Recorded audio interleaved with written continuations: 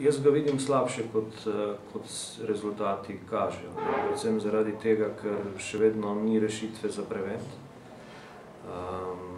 Jaz imam informacije in podatke, da so interesenti, ki bi vendarle to zgodbo prevzeli in odprli nova delovna mesta, poleg, bom rekel, Boxmarka, ki bi naj bil zdaj tu neki ključni igralec, da so tudi nekateri drugi interesenti in ne razumem, zakaj se s tem tako dolgo čaka. Jaz mislim, da bi to preprosto stečajni upravitelj, kdorkoli že to vodi, mora sprejeti odločitev. Skratka, sprejeti odločitev, dajmo to naredimo, naj se prevzame, zažene se proizvodnja, interes je, očitno investitorji so in gremo naprej.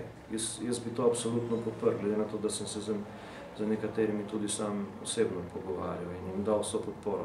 Dajte se zmenite se z upraviteljem, zmenite se z bankami, upnicami in dajmo to narediti. Do določene mere